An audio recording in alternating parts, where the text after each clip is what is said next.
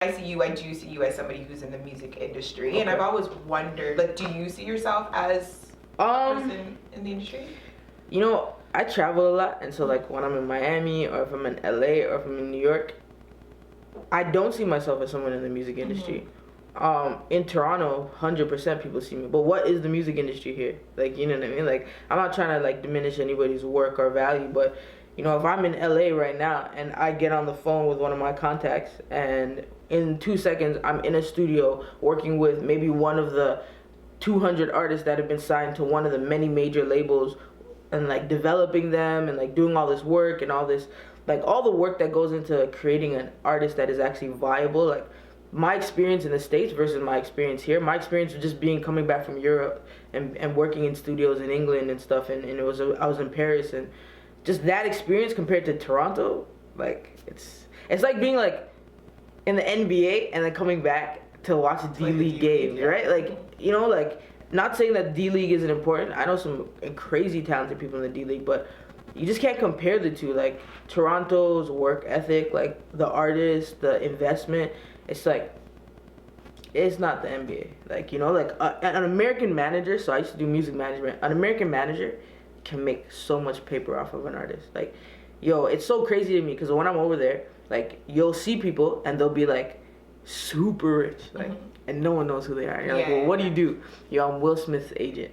It's just crazy to me because when I'm here, like, I don't see any millionaire agents or anybody doing anything crazy. A lot of the people I see actually are just trying to find people so they can write a grant, right, and put that money in their pocket. Yeah, and it's like what does that do for the industry? Yeah. You would rather rip off the artist or rip off the experience or rip off the culture. You won't do it for the culture. You rather do it to put $1,000 in your pocket. Like, make money some other way and use the grants. I think, you know, everyone thinks I'm very, like, I speak my mind, but like, yo, we're doing this. Instead of putting the money in your pocket, put the money in the artist. Right. Canada's filled with crazy talented artists.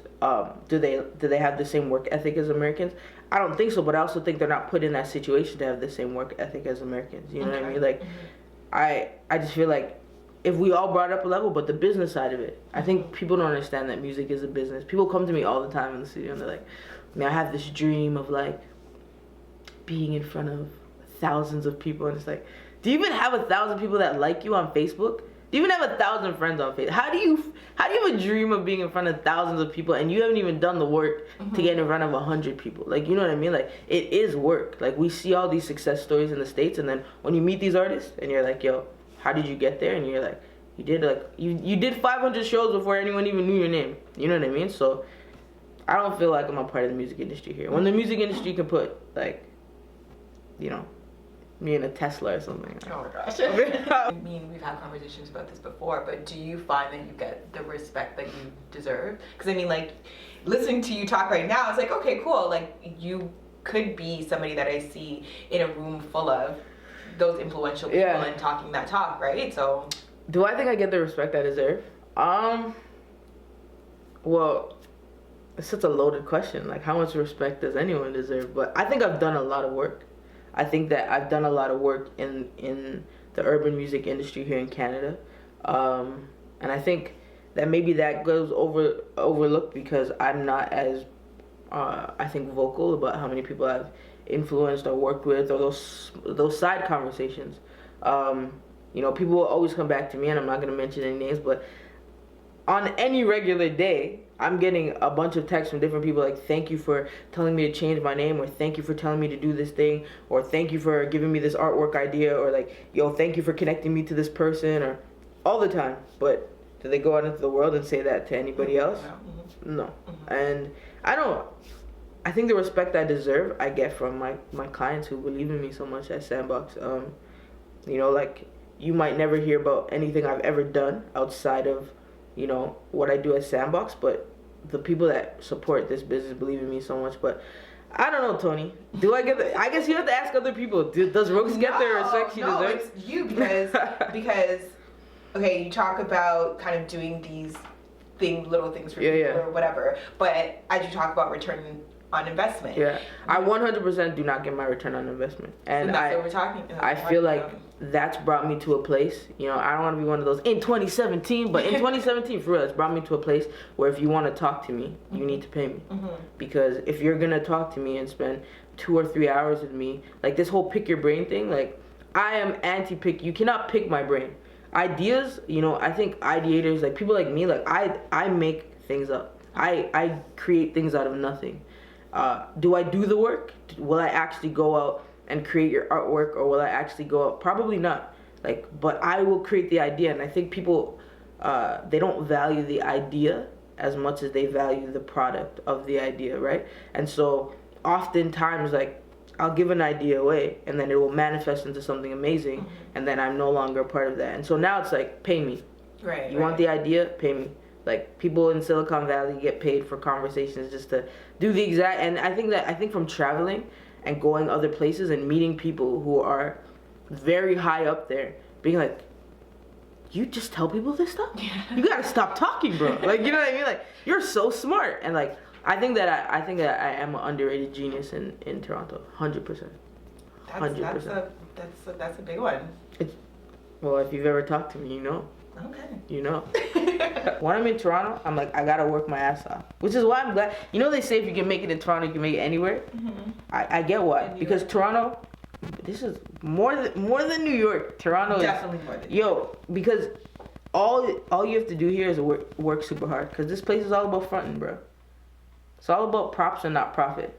You know how many I don't even want to put people on blast, but you know how many artists come here with like that little certified Twitter account, like the blue check. well, not even come here. I don't want to put people, but you know how many artists I interact with that have the little certified check mark on Instagram, certified on Twitter, 100,000 followers, million YouTube views, no cell phone, bro. How you don't have a cell phone? Yo, I can't pay for that right now. How you have an iPhone 4? I'm not saying that iPhone 4s are bad. You have an iPhone 4, the screen is cracked, you can only make Wi-Fi phone calls, and you have certified accounts across the board.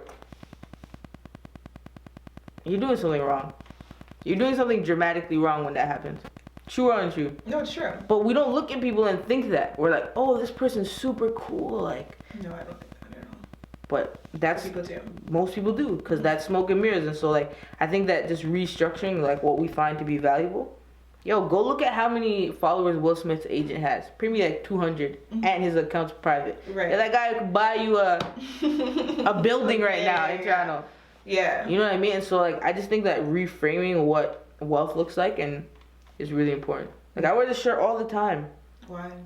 Is that why there's so much holes in it? Okay, first of all, I bought it like that. It's my Kanye Yeezy shirt. Okay? But I feel no desire to keep up with, like, looking a particular way. Like, I agree with you. Especially in Toronto. It's a really weird city to even work or even pursue things. because it's not about how good you are. No, It's at all. about who you Absolutely hang not. out with. Like, that's it. Like, man, you know, Toni's like the best, you know, interviewer in the city. But yo, I don't know her. Let's just get homie over here. Homie gets on the camera, like, so I'm sitting down with, like, but it doesn't even matter because homie has 10,000 followers. You know how many events I go to that are hosted by people, and I'm like, how is this person a host, bro? Right. You know how many things how are you putting people on stages and they can't sing on key? Like, basic things. How am I at a show that I paid $10 to be at and people aren't rapping on time? Like, these are basic, but you're somebody's friend. Right. Everything in Toronto, and that's why nothing is sustainable here. Because a party will happen for 2 years, then the party dies out. Then a new promoter comes. The new popular. Everything here is about, like, new and popular. Right. If you're a party promoter in LA for 5 years, you know what you end up doing? Owning the club, probably. Owning the club. After you own the club, you know what you end up doing? Owning a bunch of other. Yeah. Like, there's no progression here. Like, how are you a party promoter for 10 years and you don't own a club? It's so true. It's just the Toronto way, yeah. Because you're too busy partying. Right. I don't even meet promoters when I'm in the States. Promoters, like, off in a distant land, in a back room somewhere, still taking calls. Yeah. Yo, the night of the party, you know how many Twitter things I see? Oh, the night of the party? And it's like, yo, my phone's off. Don't even message me. Yeah. Bro, it's your party. Yeah, Like, who else am I supposed to talk have to. Why should I be looking for you at the door? Like, oh yeah, you so and so invited me. Well, call them. Okay, I'm calling you. Your phone's off. Oh my bad, Rookz. Like, so many people are calling me. But It's your job. party, bro. Yeah. Yeah. Pick up the phone and be like, no, you're not on guest list. Pay to get inside. Yeah, Click. yeah. No. Click. Yes, but it's all of that like weird stuff. That's why I just don't party in Toronto. Oh, you don't party in Toronto? Yo, Toni, I don't care to do nothing here. I love my city. I love the people here. I just want to own it.